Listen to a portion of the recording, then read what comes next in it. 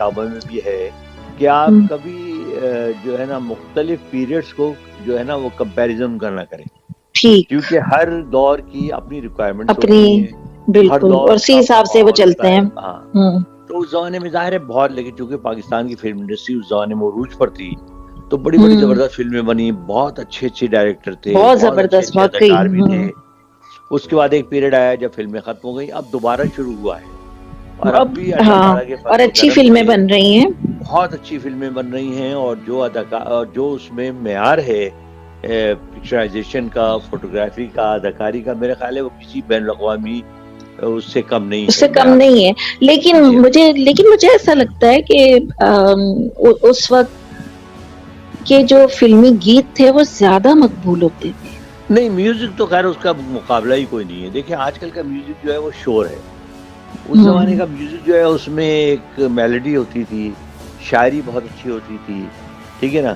پھر یہ ہے کہ میوزک ڈائریکٹر جو تھے وہ ہر چیز کا جو ٹیکنیکل چیزیں ان کا خیال رکھتے تھے. اب آج کل تو دیکھیں جی میوزک اتنا اونچا ہوتا ہے کہ بے سراہ آدمی بھی جو ہے نا وہ گانا گائے گا تو آپ کو لیتا پتہ نہیں ہے. چلتا کہ ہاں، ہاں. میں بھی گا سکتی ہوں لیکن ویسے، اگر جی ہاں، یہی لیکن بے اس سری زمانے میں سر تال ٹھیک جو نہیں. معیار بہت اچھا تھا. معیار اس وقت کا یہی تو بات ہے کہ ایک واقعی میں ایک معیار تھا ہاں، جو ماحول جس. بہت پروفیشنل تھا. اسٹوڈیوز ہاں. جیسے اتنے بارونق ہوا کرتے تھے. اب لاہور میں 4 بڑے بڑے اسٹوڈیوز تھے، لیکن آپ رات کو 2 بجے بھی چلے جائیں، شوٹنگیں ہو رہی ہیں جناب، گاڑیاں کھڑی ہوئی ہیں، اداکار آ رہے ہیں جا رہے ہیں، مطلب وہ عروج پر تھی اس زمانے میں فلم انڈسٹری.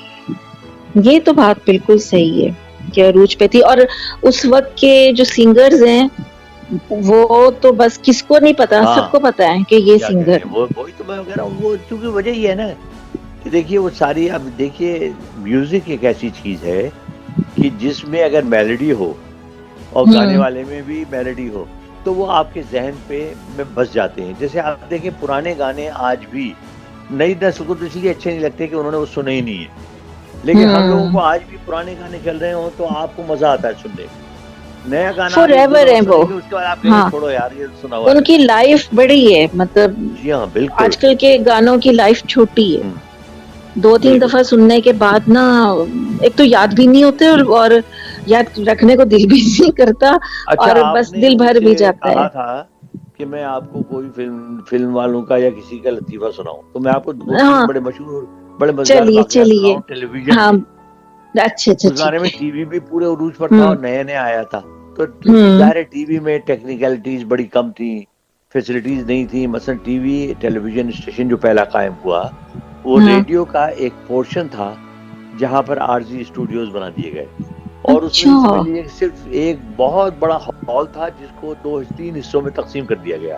ایک تو اچھا. اسٹوڈیو تھا جہاں ڈرامے ہوتے تھے، ٹھیک ہے نا، وہ تھوڑا سا ہوں بڑا تھا. ایک ہوں کنٹرول روم بنا دیا گیا، اور کنٹرول روم کے بالکل برابر جو ایک بہت چھوٹا سا اناؤنسر اور نیوز ریڈرز کا روم بنا دیا گیا. یہ ٹوٹل، اور باقی چند کمرے تھے وہ اس میں اسٹاف بیٹھا کرتا تھا. تو ہوں یہ تھا جی ٹوٹل. اچھا، تو ہوں اس زمانے میں بڑے بڑے مزیدار واقعات ہوتے تھے کیونکہ ڈرامے لائیو بھی ہوا کرتے تھے. تو ایک واقعہ میں آپ کو سناتا ہوں جو بڑا مشہور ہوا اور بڑے لوگ اس پہ بعد میں بڑی عرصے تک اس پہ وہ انجوائے کرتے تھے. ایک اچھا. ڈرامہ ہو رہا تھا، وہ تھا تاریخی ڈرامہ. اس زمانے میں تاریخی ہوں ڈرامے بھی ہوا کرتے تھے. بہت تو ہوا ایک کرتے تھے. اداکار ہمارے ہوتے تھے، آپ نے نام سنا ہوگا شوکت تھانوی صاحب کا، یہ بڑے مشہور نام تو رائٹر سنا ہوتے ہے. تھے. نام سنا ہے. شوکت تھانوی صاحب کے وہ سمجھ لیجیے کہ ان کے بیٹے کے داماد ہوا کرتے تھے. ان کا نام اچھا. تھا ایم اے رشید. ایم اے رشید. بہت اچھے اداکار، بہت اچھے اداکار، اور مطلب ایجڈ تھے وہ، اس زمانے میں بھی ان کی عمر کوئی 60 سال کے قریب تھی. اچھا، بڑے اداکار بہت اچھے تھے. اچھا، ہوں تو ان کا ایک آخری سین تھا کہ جو اس میں یہودی کو دکھایا تھا جو ویلن ہوتا ہے. اس میں ایک اچھا. دکھایا تھا کہ وہ آخری سین ہوتا ہے کہ وہ جو ہے نا ان کو تلوار ان کے خنجر گھونپ دیتا ہے ان کے پیٹ میں، اور وہ ہوں گر کے اوندے گر کے مر جاتے ہیں. اس میں بڑا ہوں سیڈ میوزک آتا ہے اور وہ ٹائٹل اس پہ آ جاتے ہیں. تو ان کو بتایا گیا کہ دیکھیے جی آپ آخر میں مر جائیں گے تو آپ اوندے ہوں گریے گا. اچھا، اس ہوں کے بعد جب ختم ہو جائے گا، ٹائٹل ختم ہو جائیں گے نا، تو ہم آپ کو ہوں. چٹکی بجائیں گے.